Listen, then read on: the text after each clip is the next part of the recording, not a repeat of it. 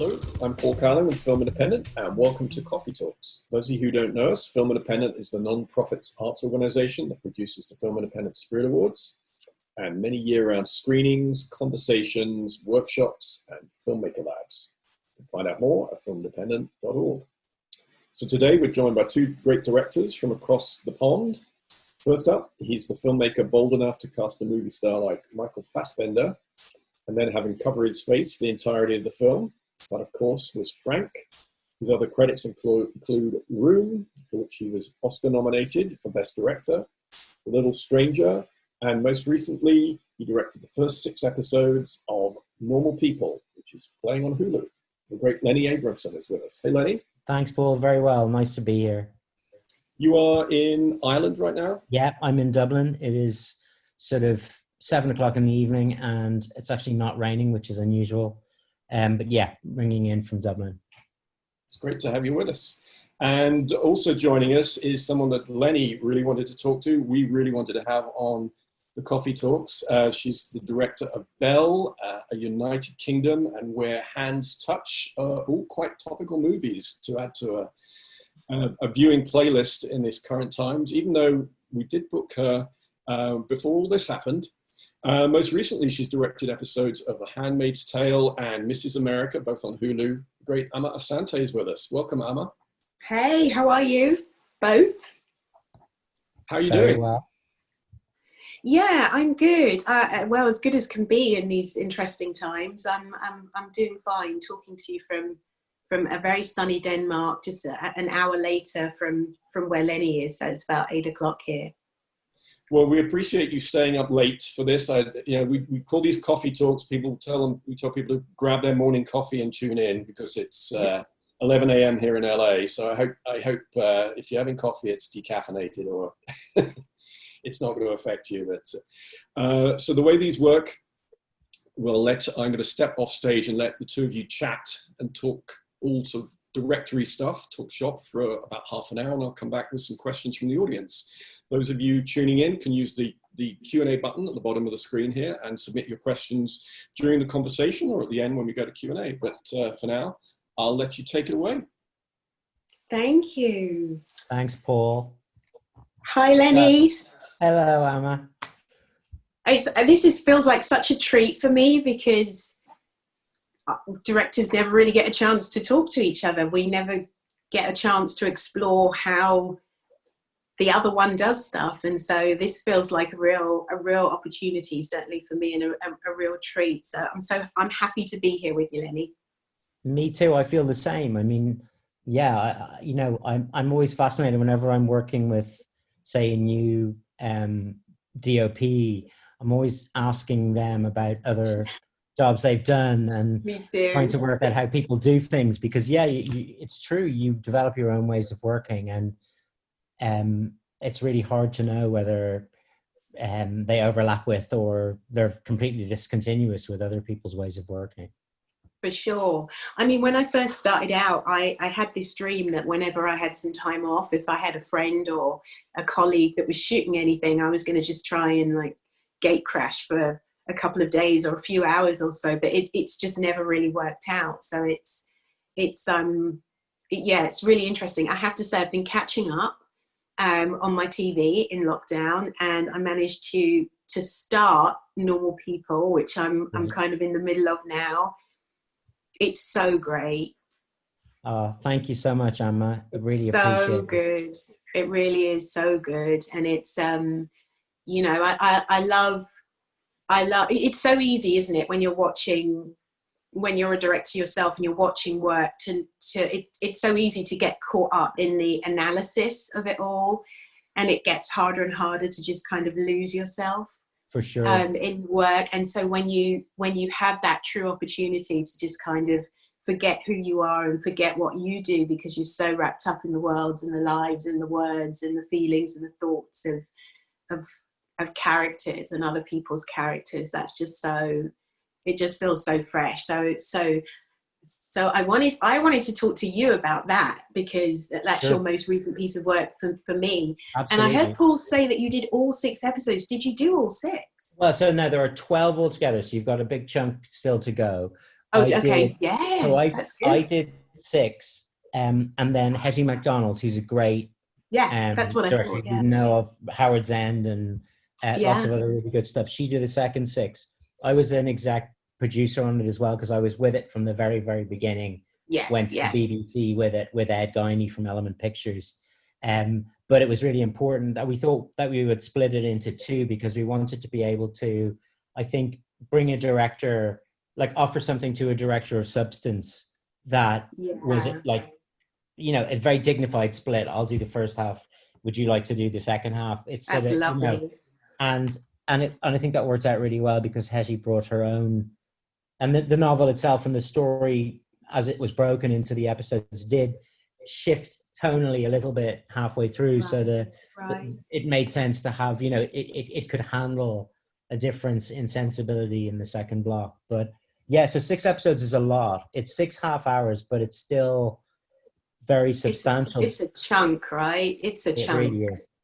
It's like, And so I was talking to Barry Jenkins just a few days ago because I wanted to know more about this process of, you know, as a director, because I'm thinking about doing something now where it's like the whole thing, it's like the whole series, yeah. And how that works, like how that works for you in terms of your physical capabilities, how that works in terms of your mental, you know, how quick you are on set. We all know how quick, right, we have to be when 1,000 people are asking you questions at the same time. And stamina was a big thing for me. It's a big question that I'm asking myself because we've done film, right? And you know, you have to have a different kind of stamina for film, right? Yeah. And then you do TV, and suddenly you're sort of pulling out the same magic, if you like, but in a much shorter space of time. And so that's a different kind of stamina. What's it like when you're doing 6 episodes? I mean, it's pretty intense because we block shot, right? So it wasn't like I was telling one full story and then moving to the next one. Yeah. I shot across the 6. So it was like a 3-hour movie. That's pretty much what it was like. But it was a 3-hour movie in 10 weeks, whereas like the last movie I made, which was an hour and 45 minutes, was 10 weeks. So yeah, you're really up against it. And I think a funny thing about stamina for me, I think I've got better at, like, I think I used, it's like when I'm a terrible swimmer, and when you watch really good swimmers swim, you kind of notice that they don't do anything unnecessary. You know, it's all like all the movements are sort of refined, and whereas I flap around like an idiot and exhausted after one length. And I think I've probably got better at knowing where to put my sort of mental resources. I'm sure you've found that as well as you've gone on, you know, and also at the beginning, I think my early sort of days shooting, it was so sort of all consuming. I remember doing shorts and being completely exhausted at the end of it and thinking, how could you possibly do a feature? But I think the more hours you do it, you build up that capacity. But I'm getting old. I mean, I'm still obviously not old, but I do recognize in myself that I have to kind of be careful of those resources. You know, and I think and it's about having really good people around you, making sure that you fight for a schedule that, even if it's not lovely, at least it makes sense, you know, and all of this things. So how about you? Because, you know, how long what would the average length of your shoots have been when you were shooting features? Well, so they always start off, Lenny, at 40, like maybe 45 days, and they always get cut down, like, you know, somewhere halfway through prep. Yeah. Getting towards the last week of prep, 5 days comes off, and suddenly there's a whole reschedule. Cut the script's got to be cut, you know, the whole thing. Yeah, awful. And I do always think I'm going to be dead on day 19. You know, day 19, I wake up and I think this is the last day I can do this. Yeah. And I don't know, there seems to be a point, doesn't there, where you get a kind of a second wind, kind of, and it's almost, you know, and I say this whenever I go into film schools as well, I always say the hardest thing is knowing that if you have a difficult day, if you have an exhausted day, it's there forever, because you can try and cut round it in the cutting room as much as you like, but you know when you've had a bad day, and so you can't allow yourself to have that. So you might wake up thinking you're going to die, but it doesn't, you can't take that to work. No, and you have to let the bad ones go. I find that can be really hard, you know, and I think I've got better at that, and just going, I don't know, there's something about that idea that it is a sort of race to the finish line. And and I found I also go through this thing, which is a similar experience to your day 19 thing, probably about 20 or so days before everything I've ever done. I convinced myself that it's going to be a complete disaster and that I'll never work again. That is the, I truly fundamentally believe, not to tar us all with the same brush, that is the creative's curse. Like that is, I remember when I was about 22, I hadn't made my first film. I was a bit older actually, I was about 28 and I hadn't made my first film yet. No one ever talks about my first film, A Way of Life, but it's like one of my favorites. But so I was about to make I hadn't made my first film yet, and I went to see this kind of hypnotherapist life coach that I still know today. And I sat down in front of him and I said, can you take away my sensitivity? And he said, what exactly are you talking about? And I was like, I'm literally too sensitive. I'm anxious. I'm A, I'm B, I'm C. Can you get rid of it? And I remember him saying, no, because if I did, you wouldn't create the way you create. Yeah. So I recognized that. And I recognized it when I was in Botswana and we were shooting the Botswana section of a film I did called A United Kingdom. It's a great film. And thank you. And we were out there literally in the middle of nowhere. I mean, we were about 4 hours away from the capital. And I got the first lot of rushes through and I started to cry. And not for good reasons. And and I said, I've ruined my career. It's terrible. Why does it look like that? It didn't look like this on the monitor. What is happening? What have I done? This is it, blah, blah, blah. And my assistant, who's from Liverpool, he's not my assistant anymore. He's too brilliant. But he looked at me and he said, you do this on every movie. He said, and I just stopped crying. And I looked at him and he said, every single movie you say the same thing the moment you see the rushes. Yeah. And so now I can kind of catch myself, but I still do it. Yeah, it's funny. It's exactly the same. I have that same terrible feeling of that I don't know, that I've made a terrible set of decisions and that it's going, and that whole idea doesn't really work. And actually the funny thing is I am able to say to myself, there's another voice that goes, you are going through that. And then the first voice goes, yes, but this time it's true. And then the second voice goes, but you always think that as well. Yes, and yeah. The funny thing is I actually think that the key to being a director, leaving entirely aside issues of talent, is that you sort of have to be the sort of person that no matter how bad you feel, you continue to put one foot in front of the other. That's the one. And you just so for me, I've been in that mood where I've gone, it's a catastrophe. And you're like the same, I've shot a day and I always hate the first day and everything. And I go, and I just think, well, I'm not going to let everybody down. I'm going to turn up tomorrow and I'm going to start. That's basically it, right? That's it. And you just do. And then eventually something clicks and you feel like there's some life in it and you take and then you're in the work and then you have the odd bad day and you just have to go, if I dwell on that, then tomorrow's going to be bad as well. So just get on with it.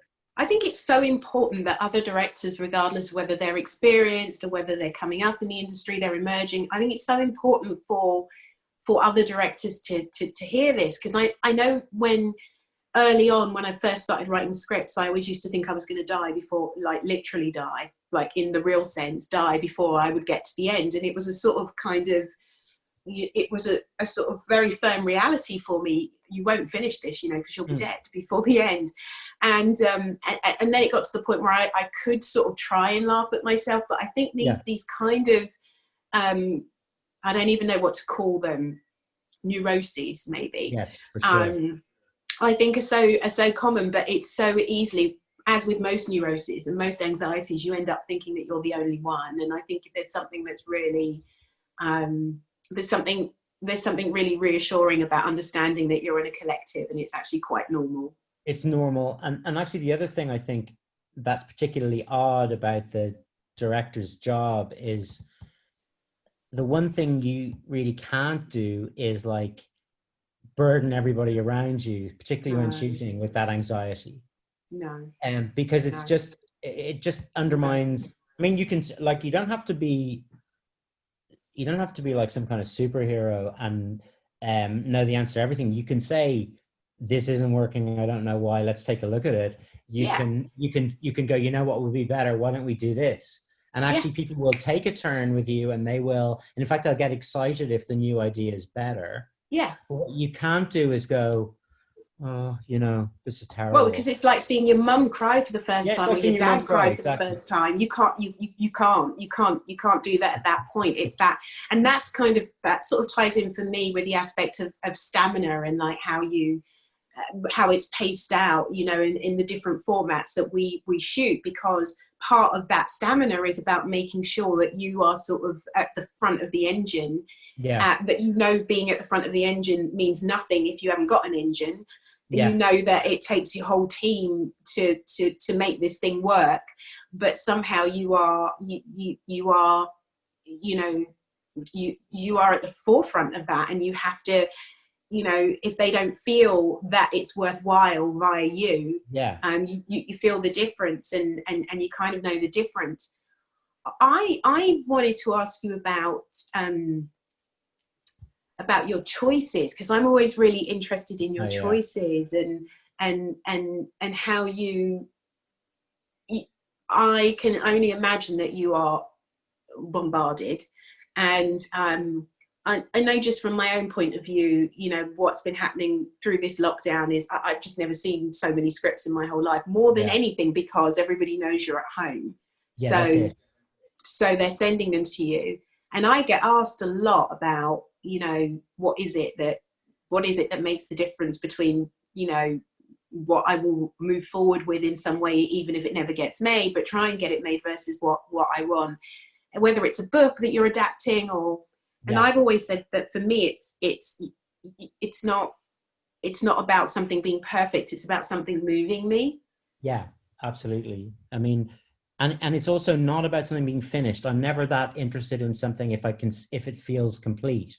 Yes, like, of course. I always have to have some feeling that I have, like, it's a scent or a taste of something that I feel like I don't completely understand, but I'm affected by, and like there's something to explore. Or, you know, it's so interesting because the biggest decisions you make, these terrible, it's like a series of, like, filmmaking is like a series of important but ultimately finite relationships. And, you know, you're going to be with some, isn't it? Like, you're going to be with somebody for 2 years and make a baby and then never see them again. And then never see them again. And those decisions, what am I going to spend that? And, you know, as you get older, you realize it's finite, you know, it's not going to last forever. And so I have been in this situation. So it's complicated by the fact that I'm really lucky. I work with a producer that I've known since we were 15. Now that makes me jealous. That makes me really... That makes every other director jealous. It's the best. It's my secret weapon. So Ed Guiney, who produces Yorgos Lanthimos' films as well, and Element Pictures in Dublin, which is just an amazing company. We started talking about film when we were teenagers, and then we started making them when we were sort of making shorts and stuff a few years later. And then Ed set up a company, and I went off and did all sorts of silly things. And then I came back and started to work, and we started working together again. And so we've been developing lots of things. And so there's a slate of things which we're trying to push forward, and that's great.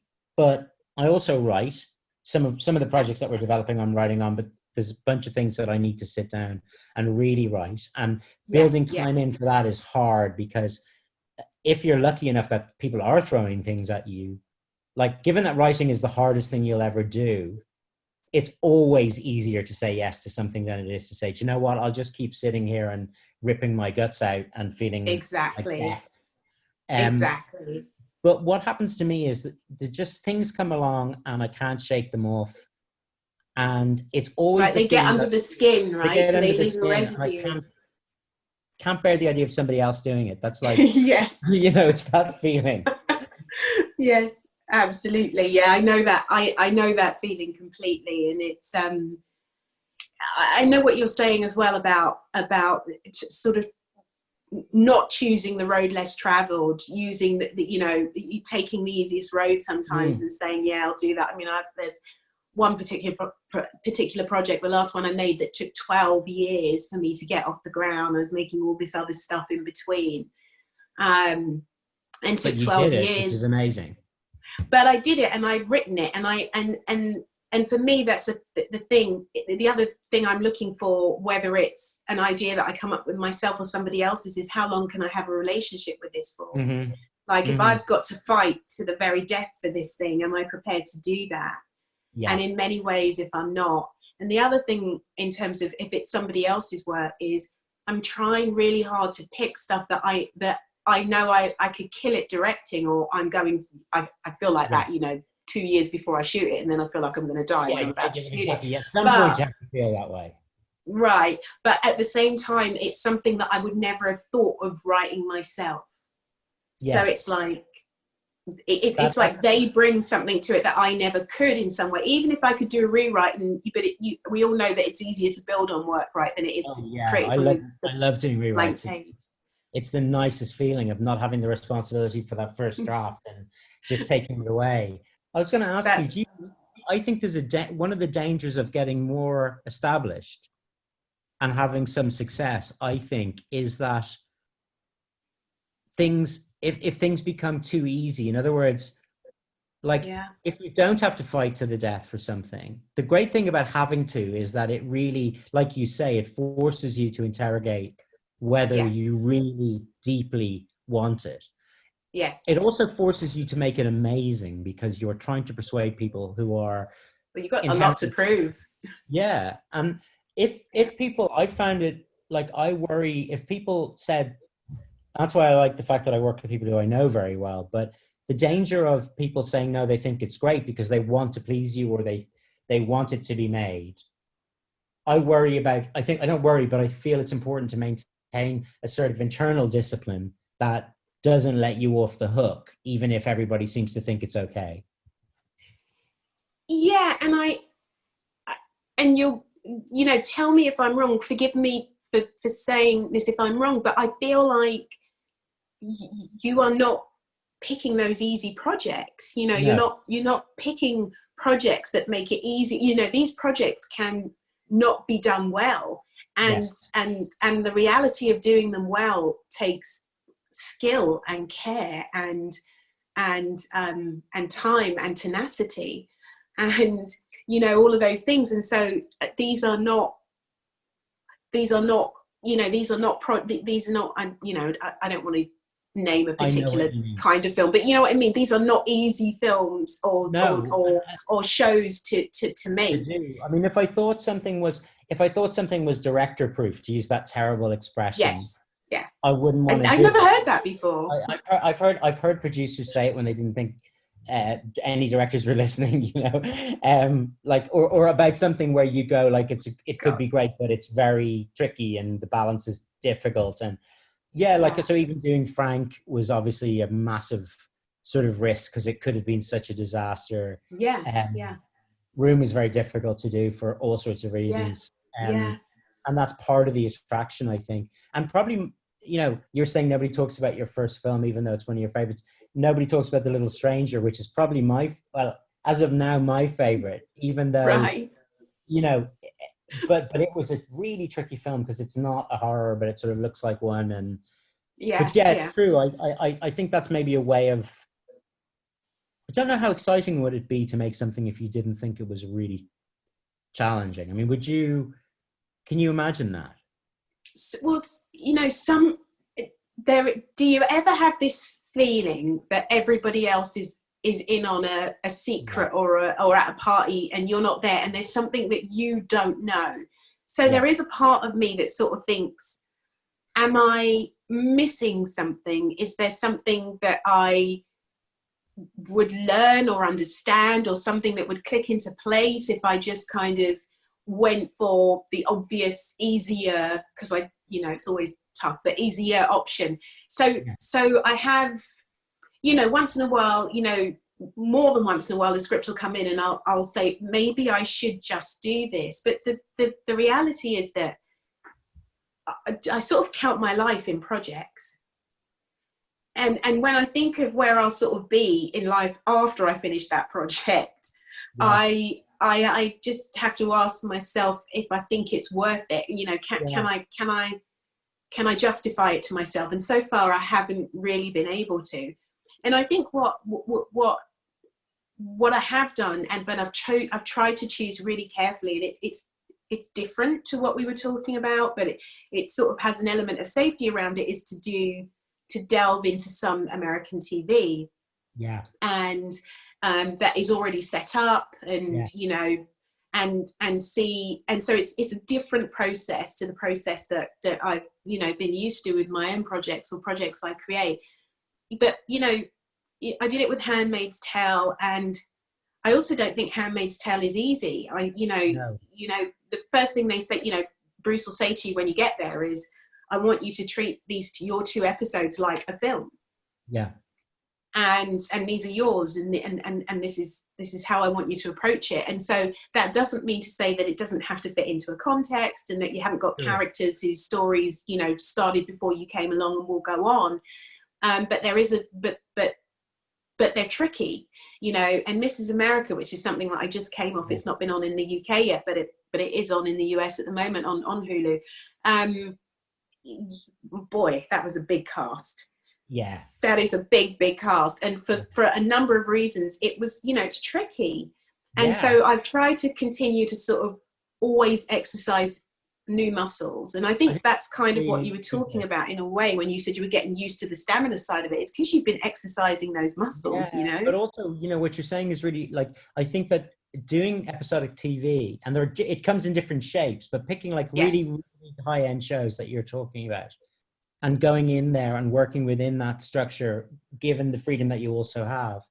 It's like the directorial equivalent of what actors can do all the time, which is actors can do passion projects, but then they can go and they can step into a franchise and they can step out of it again, and it doesn't damage. Totally. Whereas if you choose to make a movie as a director, like a feature film that isn't really absolutely from the center of yourself. It defines you. It defines you. And I think, and the fact that episodic television has got so good is brilliant for directors. I mean, it was interesting you were saying there that, like, I definitely feel like with Normal People, I felt, because that was the closest, that was sort of like a film in a way, because I had that big chunk and I was part of it at the very beginning and across the adaptation. Yes. Yeah, absolutely. And it's sort of different. It's an odd thing. We don't have really showrunners in this side of the world, but it was like a sort of jointy kind of showrunnery relationship with Alice Birch and Sally, and there was and that was lovely to be in the sort of creative command center with them as well, and with Ed. But I think that idea of doing, I mean, I think what's really fascinating about what you were saying is you don't really know if you're that person, the person who will say no to the things that I know are tempting in the film space. You don't know if you're that person until they actually come across your desk, Yes. And I would have, and it's like, the thing is, when I started out, I would have said, oh my God, I'd never do a franchise. Before I'd made anything, I would have been really snobby about doing franchise movies, right? But it's only when stuff might actually get offered to you that you discover whether you really would or wouldn't do it. It's easy to be very pure when the opportunities aren't there. Exactly, but also there's something watching Normal People, what it did for me was it took me back in the best possible way to the purity of my intentions, wants, needs when I made my very first film, A Way of Life. And it's not to say that there isn't a purity there now, but there are imperatives around me now, which bigger budgets, all of the things that and so for me, what I loved about working on that first film was that there was just no pressure coming from anywhere, and it was I was the equivalent of being a poet, because I could just sit and tell the stories I wanted to tell without anybody really having an opinion, because no one knew who I was and the budget wasn't big enough for anyone to really care. And what you've been able to do is keep that purity of intention, and your projects are big, and they have purity, where oftentimes projects of that size and directors of your scale can't protect that as in such a way. And so what I think could be interesting is, you know, what happens when you have a director like you, who is so deft at the texture of relationships. And when I say the texture of relationships, I mean even the most important relationship I always think for any character that you've got on screen is the one they have with themselves. And I think, you know, Room was evident of that, even though it was a little boy and a mum, but the relationship she had with herself, I think, was really interesting and so clear.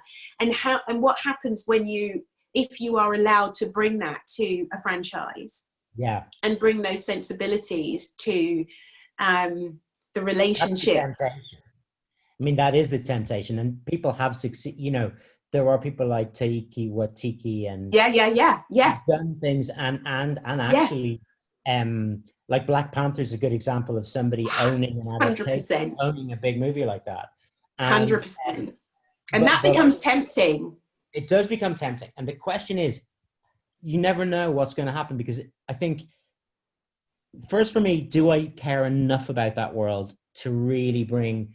It's hard. It would have to be just dependent on what it was. But the other thing is, like, you know, I always joke about there's a graveyard full of people who thought that they could do that and couldn't. It's like Jermaine Greer going on Celebrity Big Brother. You know that she thought to herself, I'm so clever that this stupid world of reality TV bullshit, I'm just going to dominate it with my intellect. And she just ends up having to leave because she's so humiliated. And you sort of go, but you just terrified the shit out of me. Like, if I ever, you know, you just like, I will always remember that story, and I will always see that graveyard. But I hear you. Yeah, I think you can do it, and I think it depends on who the execs are and what the company is, and whether they really want you for you, or whether they just think they do. And movies are about the personalities behind them as much as anything else, right? It's about what those relationships allow, what the dynamics allow you to do. And you know, the best movies are about trust. Yeah. I mean, you know, trust from the director to the actor to the director, the producer to the director, you know, they are about trust. And actually the structure within which I make my movies with Ed and this team is also a big reason why I've had the capacity to protect things, because you know, so what we tend to do is we tend to develop, and we've had a great relationship with Film 4 and with the BBC. And so we tend to develop things in a very protected space. Yes. And only when we know exactly what they are do we go out looking for the bigger let it out.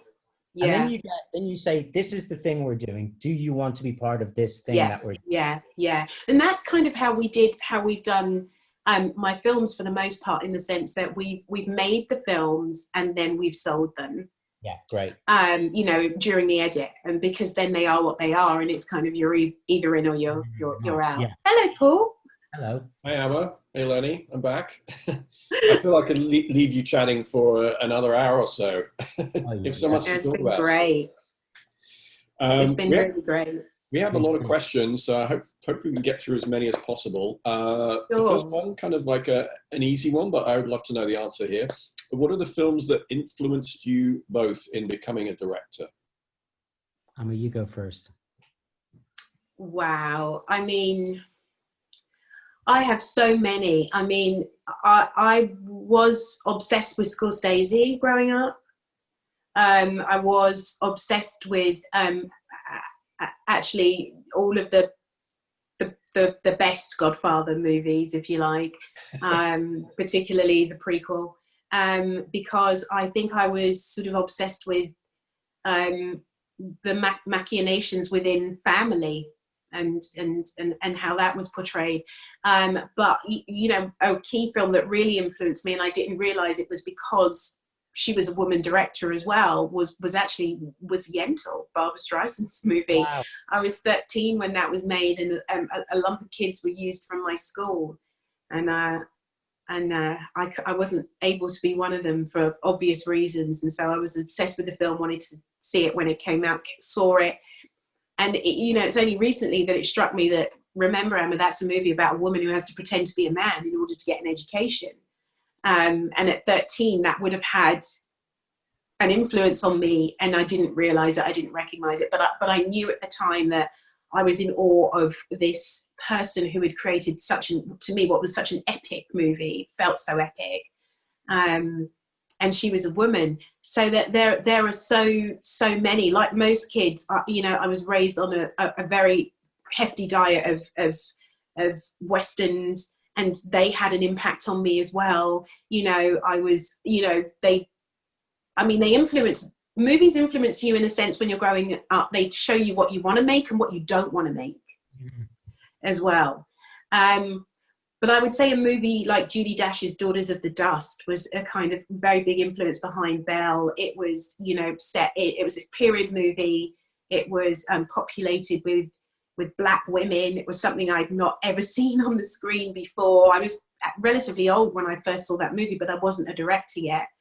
So I could go on, and on different days, the movies that I reference that influence me change. So I'm going to stop now and hand over to Lenny. God, it's such a hard question, because I agree completely with Amma. It changes all the time. And in fact, movies are continuing to influence me. A movie I saw, like, I don't know, 2 years ago, which was Lynn Ramsey's You Were Never Really Here. Oh, Lynn, I mean... Just, oh my God, it's such an amazing film, and so beautifully made. Yeah. And Ratcatcher for me was a huge influence. I think it was her first movie. Ratcatcher was like, I want to make movies. She made me want to make movies. Yeah. Amazing. And then I would say, going back, I remember seeing things like, well, Alex Cox's Movie Drone, which was this sort of telly thing when I was a kid, on BBC, and then BBC would show films, odd art house films, late at night on you know, on the weekends, and I was 17 or so, and they had a big effect on me. But like Jim Jarmusch's Down by Law and Stranger Than Paradise, I remember seeing those as a sort of mid-teens, and I thought they were the coolest things I'd ever seen in my life. I remember seeing then later on, Killing of a Chinese Bookie, the Cassavetes film. I don't know, I find that kind of operatically kind of beautiful and sad and odd, and yeah, so many different things. Bill McCormack, British filmmaker, who should be much better known than he is. Lots of different things. Gus Van Sant, you know, yeah. Do your DPs make you watch loads of, you know, when you first bring a new DP on, do you sit down and watch it? Because like that's one of my favorite moments in that kind of DP director relationship, is the bonding as you sit down and watch.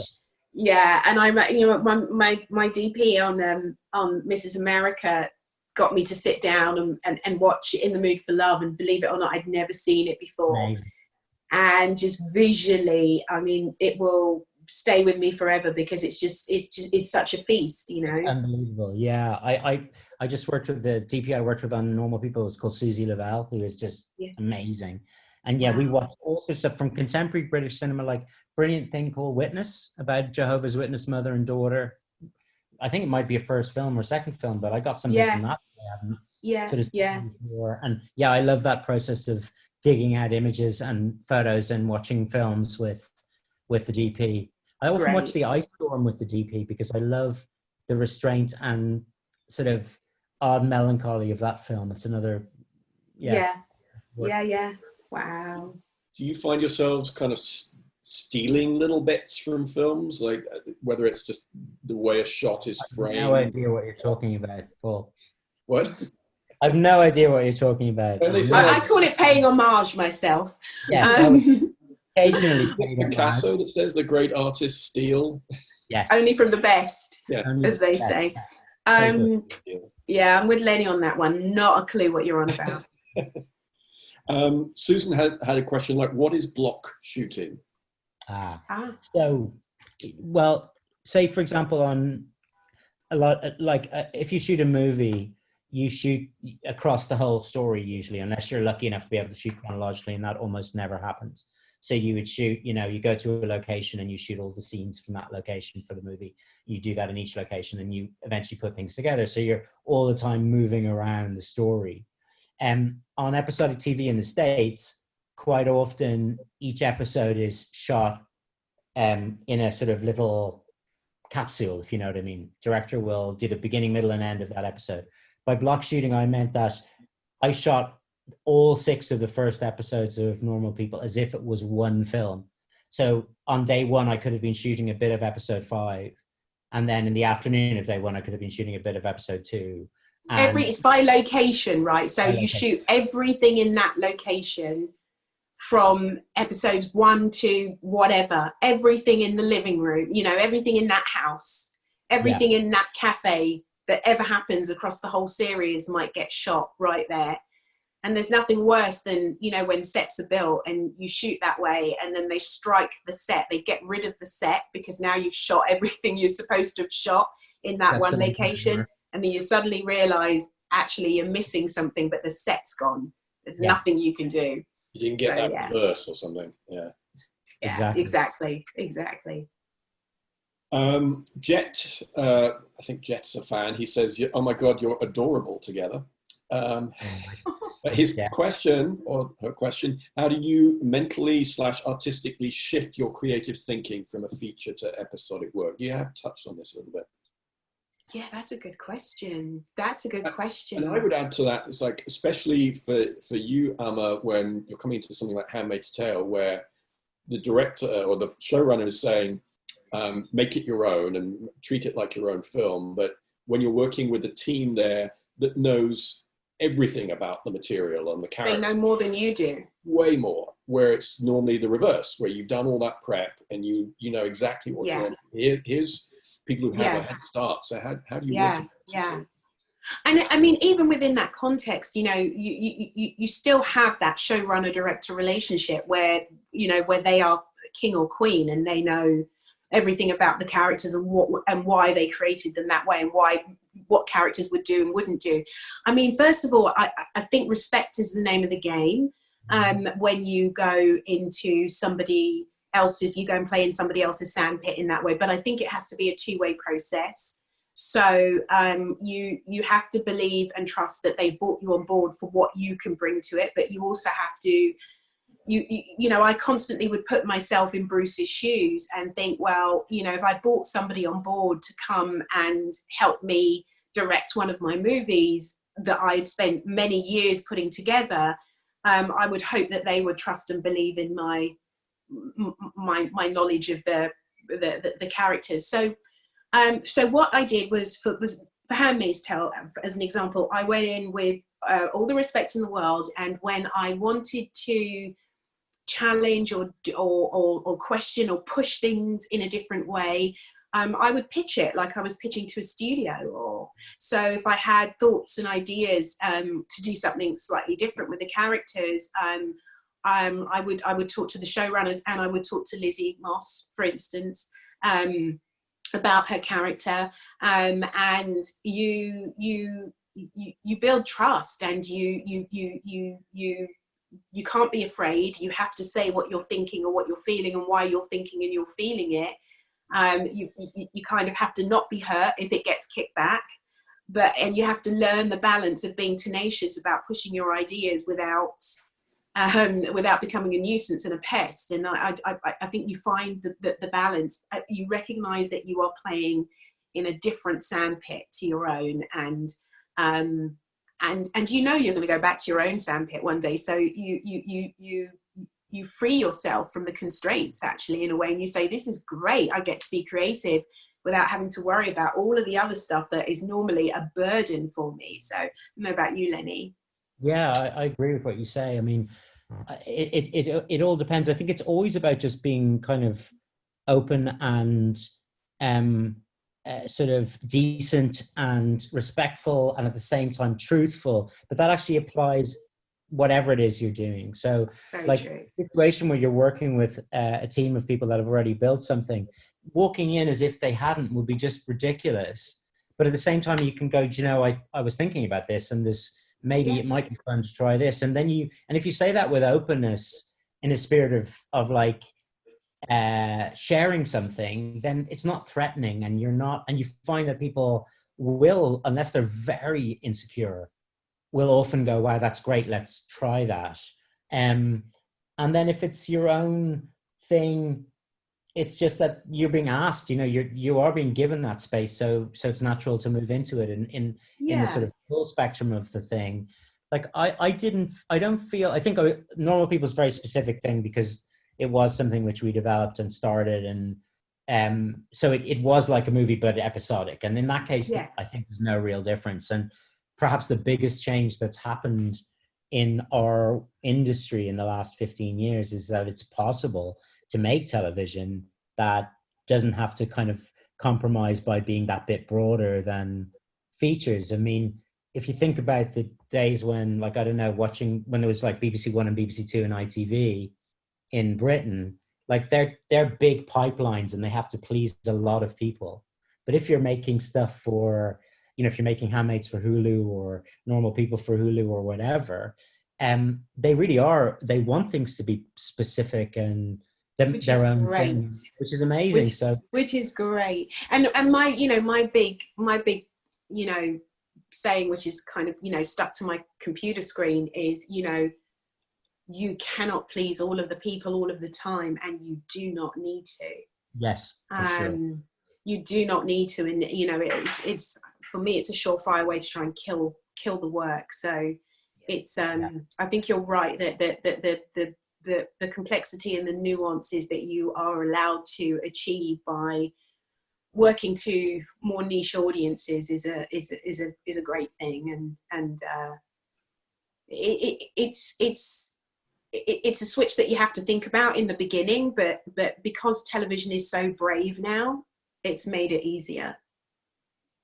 Definitely. I'm going to bundle a couple of questions together here. Vivian asks, you both bring out such amazing performances from your actors. Any tips for working with actors? And then for you, Lenny, Debbie says she's read and watched Normal People. And in the book, Marianne is described as not very attractive, but Daisy is, of course, gorgeous. How did you decide to make that different choice with casting her? I'll do my bit. And the thing about actors for me is learning to, and I wonder will this chime with you, Amma? I bet it will. But at the beginning of my time directing, I used to think that I had to turn up on set knowing absolutely everything, and that I had to somehow arrive and give everybody, like, build the cathedral in the air, and then everybody would sort of jump in and occupy their slots. And then I realized that I was missing so much by not seeing what the actors had brought, by not like watching and listening instead of talking. So the thing I do more than I ever did before was just stay quiet and watch and try and be sensitive to what's actually happening in the room, rather than, and I have the ideas in my head and I know I'm going to bring them out, but if you give actors space and you listen and you help them and you work with the grain of what they're doing, I think you find great depth. If you walk in with a kind of rigid mental storyboard, it probably ends up being a little deader. And Daisy, I'm dying to answer that question. I saw it coming up and I was hoping you'd ask me. That has come up a couple of times. In the novel, they describe how she's treated by everybody, that she's considered sort of beyond the pale, that she's the one who's outcast in the way that groups like to define themselves by people who don't belong. And yet at the same time, they're like, when Connell meets her again in college and he says, you're beautiful, you always were beautiful. So I think it's ambiguous. It's not, there isn't an objective discussion about her being unattractive. In fact, she becomes deeply desirable within a different social circle. And then the other thing was, Daisy was just so spectacularly good that there was never a question of not casting her, and her and Paul had this kind of chemistry which I couldn't deny. So it felt like we were still true to the spirit of the way she's related to by the other people. And I think a careful reading of the book kind of allows for that. that thing. Yeah, it's pretty I haven't fantastic. read the book, but she in the show she does put up this wall. She Yeah. doesn't make herself very likable. Is that in the book, or is Yes, it is. Yeah, it is. Amma? So the question was how do we work with actors to Yeah, get okay, I yeah. mean, Well, just going back to Lenny's point. So I don't come in with a full cathedral in the sky, but I have a sense of how things could go. And I've spoken, usually, you know, my DP and I, we've sat down and we've said, well, especially when the schedule's really tight, we've sat down and we've said, well, we kind of know that we have an idea that they are probably, you know, actors will probably want to kind of galvanate towards one end of the room, which is the very end of the room that we don't want to shoot because it's the least easy end of the room to shoot. But if they did move, you know, so we look at the different scenarios and how actors might move around a room. I think it is really, really important to allow actors this space to try and work through the way that they emotionally tell the story. But I have a shape and I have a framework that is there in case they need to lean on me, because sometimes I found that if I don't, for me, and it might be a man-woman thing as well. I don't know if any other women have said this to you, Lenny, but if I don't, sometimes there's a level of trust that's lost. There's a level of sort of uncertainty that comes into it. So I feel like in my mum role, I sort of have to be quite all-encompassing, if that makes sense. That's so interesting. Whether there is a distinction, it may well be gendered in that way, which is that if a guy comes in and is quiet, the assumption is he's got a deep well of plans and genius thoughts. Usually, genius is the word. Whereas the fear would be that they're looking at you going, maybe she doesn't know what she's doing. Yeah, she doesn't know what she's doing. So I have to sort of try and find a way to get the balance. And then I think the other key to good performances is to not rehearse them out of their blooming skin. So, you know, once you know that everybody's comfortable with their moves, everybody's comfortable with their blocking, you know, and you've cast them because you know they can, let them do what they can when the camera's on and not in rehearsal, because there's nothing worse than seeing people peak. And also know your actors, you know, because no two actors are the same, no single actor is the same. So know who to shoot first, know who needs lots of takes and who you know, is a kind of one take wonder, and make sure that, you know, as you have your different configurations of actors, you are measuring, you know, who you shoot first and why, and who you give time to warm up. And safety is the name of the game. So interesting. I know of some. Sorry, go ahead, Amma. No, go ahead. I was going to say, just your thing of who to shoot first. I was speaking to somebody recently who'd been working on a very high profile thing, where there were two very, very high profile actors. And it was actually it was a producerial instruction that you had to alternate who got first coverage. It was like that. Just I can believe that. I could believe it too. So I can believe that massively. And then, you know, you have some actors who, you know, you'll recognize this, who, you know, when you're dealing with, let's say, very experienced actors who, you know, sometimes are learning their lines or familiarizing themselves with the lines when they're there on set. And so, or not. So you ain't gonna be shooting them first. You want to be shooting, you know, someone else before you get to them. So it's just understanding that there's no set way that you can come onto your set and apply that pattern to any one actor, because they will always surprise you. We are almost at the 1 hour mark, but are you okay to sticking around for like 10 more minutes to get a couple more questions in? Sure, absolutely. Some more sort of with Jeremy, this couple for you, Lenny. Jeremy, hey Jeremy, asks, specifically for normal people, what references, thoughts help shape the visual approach to the storytelling for this? It's such a perfect marriage of script and visual aesthetic. And then Daniel asks, did you use mostly prime lenses on the show? So thanks. There two lovely questions. We used a very limited set of prime lenses, K35s, which are these very old and very beautiful lenses that have been rehoused recently. And I can see stuff all the time now. I'm going, oh, they're just these. They're a bit tricky in a way. They're sort of, sometimes they behave in ways that you're not absolutely.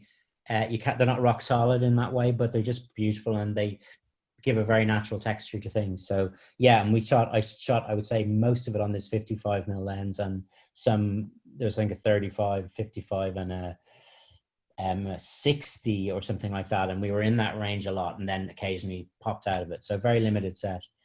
And then visual references. Actually, one of the big references for us was were just the Nan Goldin's photographs, just this amazing photographer who photographed herself, a lot of it in the 80s and 90s, herself with lovers, and they're just incredibly candid, very, like, in a way, very unsort of pretty, but beautiful.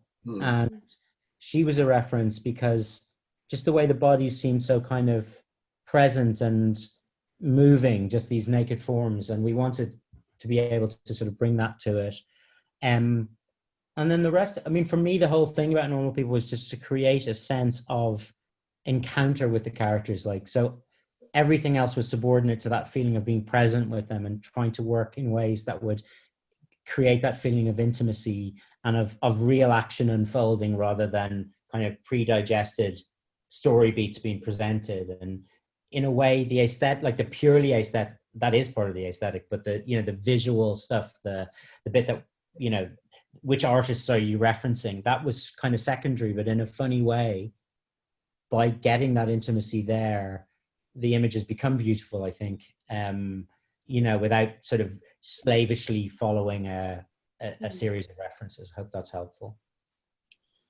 For you, Amma, Diane asks, can you discuss the camera blocking of the office scene for the useful episode of Handmaid's Tale? It was incredible. Of the office scene, so she must be talking about, does that make sense? Yeah. I think I'm just making sure that that I've got this right. So this is in his office she's talking about. I guess we can't check with her. She might clarify. Yeah. Well, yeah. If I'm not getting it right, clarify, and I'll adjust. Blocking wise, okay, so this was one where it was a brand new set. We hadn't seen it until the day that we arrived, literally the morning we arrived, because the schedule was so tight that production design just struggled to get it finished. It was an incredible room. It was narrower and longer than I thought it was going to be, but we really wanted to use the space. I really wanted to go in the door with Lizzie. I hope I am talking about the right scene. Some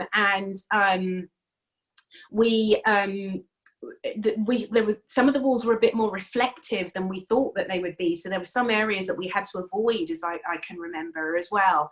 And then essentially I knew that for the first part, I really wanted to keep Lawrence at the desk. And we let Lizzie just move around. I mean, that was one scene, because we hadn't seen the room, where the blocking changed halfway through our shooting as well. And I don't often have that. Like, I try and get it to a point where actors are comfortable with the blocking before we start filming. As I remember, we had the whole day to shoot that scene. So it was okay to change it halfway through. But halfway through, something about using the length of the room just didn't feel right. For any of us, for Lizzie, for any of us. And so we changed it halfway through. But it was really, just about leaving Lawrence at his desk for the most part, until he gets quite vicious at one point. He stands up and there's a confrontation, and there's the warmth of the fireplace, as I remember, at the point where he has the confrontation. So it's quite interesting to kind of have this kind of warm fireplace burning, where there's this quite cold confrontation going on. He's very nasty about what kind of mother she's been, as I remember in that scene. And trying as hard as we can, as you do in Handmaid's Tale, to stay with her, to really see it from her point of view, to really put you in her shoes, and to allow the surprises to come. When he invites her off on a trip, which is eventually going to lead to her picking which Marthas can live and die in that scene. You don't see that coming, and so it's about trying to keep it a surprise as well at the end that he's going to do that. Yeah, that was the scene she's talking about. Oh, good. Okay. We're almost out of time. I've got a question for both of you about, where is it? From Mandy. How do you make artistic choices with your cinematographer? Who decides what? I always want to ask other directors that question, I've got to tell you. I mean, you know what? You go ahead, Lenny.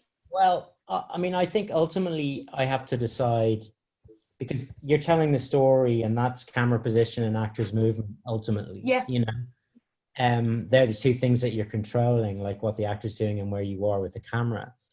But all of that's collaborative. So I think maybe in terms of ultimate responsibility, I sort of have to take it, you know, if I decide to do it in one, or I decide to, you know, play it in some other way, and that goes right back to, like, I change things on the day a lot, also in script quite a lot. If something doesn't work, or if I feel like there's something more interesting, so it's an organic kind of process of making the thing, of saying it in the language of filmmaking. And big part of that is where the camera is. So I would have talked about every scene with the DP before we do it, just like Amma was saying. Would have gone through lightly ways that it could be, like whether, so you'd have a good idea in advance of whether this is something, you know, that the camera's going to be static, or whether you're going to move, or if it's going to be handheld, and if so, how you're going to work it.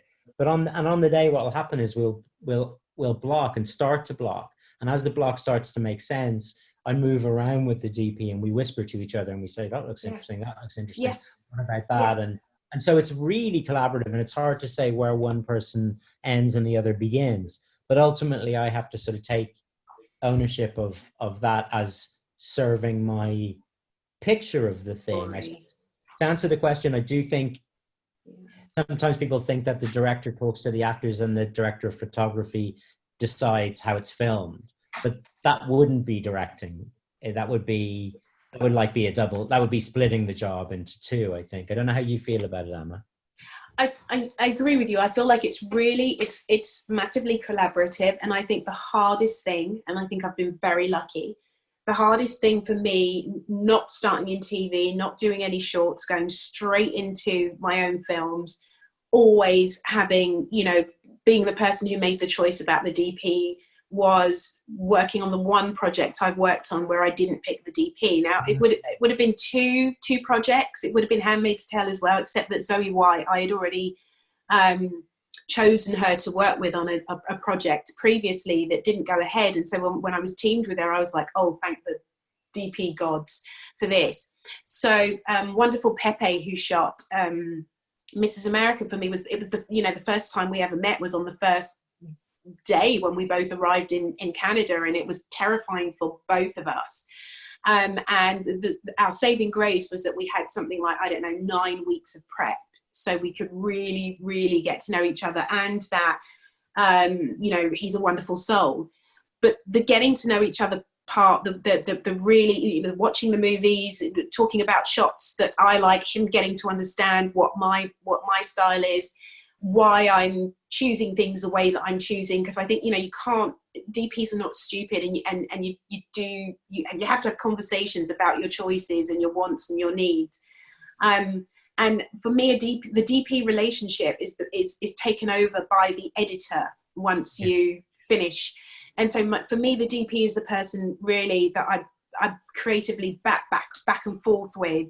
And then later on, it's the editor that I do that with. And I think Lenny's right. Ultimately, it has to be the director's choice. The director has to make the final decision, but it's collaborative. And I do love starting off with my shot lists, when we're in prep, and the DP saying, well, why are we doing that in 3 separate shots though? That I can find you a move that will get all of these angles that you want in this one move, and wouldn't that be cool? And I do love it also when my DP, there's this one shot that we've got in Mrs. America, I think it's episode 4, and it's in a lift, and we originally shot it in one shot, and then it cuts right at the end to a top shot of the lift when Rose Byrne's character kind of looks up to the gods as if someone rescue me. And I love the fact that Pepe was kind of like, yeah, but why do you want that shot? Yeah, because I want it. Because I don't know, because sometimes it's just instinctive, I want it. But I do like having someone that makes me think about my choices as well. And sometimes that's useful, sometimes there isn't time for it and you just got to get on with it. But I do love the collaborative relationship, and as Lenny says, ultimately you are the director. You have to know why you're making the choices. There can only be one director on set. There cannot be more than one. I mean, unless you work together as a single entity. And so that's the way it works, and haven't really ever had it differently. But it's in knowing as well that there are, there are moments when a DP can come up with something that I wouldn't have thought of, and then at the end of the day, I think much like an editor, it's whoever has the best idea wins in terms of your vision as the director. It has to serve your vision as the director. And then, to be honest with you, I don't care if that's a runner who comes to me, a production assistant who comes to me with the idea. At that point, whoever has the best idea, I'm not precious like that. If it serves my vision, it's fine. I want to squeeze one sort of topical question in here from Julia. She's asked it twice. For you, Amma, do you think the current Black Lives Matter movement will help women of colour in the entertainment business? What's the name of the person who asked? Julia. Yeah. Julia, I, with all my heart, hope so. Because there are so many layers, to that question. Yeah. It's about the women of colour who are already working in the industry, and the subtleties that we must navigate every day as women, not just women, but women of colour who are navigating the industry. It's about making the space for more of us to come in, because the more of us that are there, the less unusual we'll become. Can't tell you how many times in an email I get the word black instead of block, because the Freudians are going on, and people, I am different, and it's on people's minds, even for people who don't consider it to be on their minds. And you become aware of that, and it's not that you're sensitive, it's that it's real. You're black, you're there, you're female, you're different. And when you're talking about, directing relationships, because that's all directing is, anything that gets in the way of that just makes your job harder. So for me, the more of us there are, the easier my job gets. The more of us there are, the better the competition is out there in terms of work, and I mean competition in the right way. Right now, with so little diversity in the industry, it's easy for people to continue to be putting out bland, average work, because there is never any real challenge from voices that speak in a slightly different language or see the world in a slightly different way. So I think for audiences, I think for producers, I think for other directors, I think it's so important that anybody from underrepresented groups gets the opportunity to, and look, not everybody has the right to be successful, but everybody has the right to try. And there are stories that need to be told and should be told through new and different gazes. And for me, it's my hope. It's my hope that the changes will come through. Whether it will, we have to wait and see. But it's definitely my hope. Yeah, fingers crossed. So before we go, we always ask everyone what they're watching. Any pandemic, quarantine picks you have? Given us some films that inspired you, but is there anything that you're watching right now? It could be a hidden gem or a classic you're catching up on. Feel free to dig deep. Gosh, that's a tough one. Well, as I said, I was watching Normal People before I knew I was going to be doing this conversation with Lenny. The difficulty is the gaps. Normally I can just binge on a whole thing, but because everybody knows that you're at home, like work is overwhelming at the moment. So Normal People is one. I'm trying to think of. I'm going to shout out to my husband here, who might be able to help me. What else are we watching? Sorry. Oh, he's just taken a deep breath and gone a blank. Lenny, let me hand over to you while I have a think. So what was I watching? We did a thing of signing up for Mubi, which is brilliant and highly recommended. So Mubi, it's like 20 films and one drops off every day and a new one comes on. Oh. And they are really unusual. It's just, because it's just too much stuff on the other platforms and I never know where to start. So yeah. What I started watching Celine Sciamma. They had Portrait of a Lady on Fire, which I actually still haven't seen, but they had her earlier films on. Really, Tomboy. Right? Tomboy. I've watched 2 of her films and I really love them. Then oddly went back. There was said randomly. There's Renoir films up suddenly, but there's a French filmmaker called Clouzot who famously has made a few, amazing filmmaker, and his earlier films, like one called, I even wrote it down. I'm going to put it in the chat because I loved it so much. And it's hard to pronounce because it's super French. And I'm actually just going to put it in the chat function here. It's called Quai des Orfèvres. Oh, yeah, Quai des Orfèvres. Oh, I'm impressed, Paul. I'm impressed. It's an amazing noir. Oh, I can see it here. That's so cool. Have you seen The Assistant yet? Anybody seen The Assistant? No. Do you know? Paul? Have you seen The Assistant? No, I don't know what that is. The Assistant is gosh, I've got to remember the filmmaker's name. It's a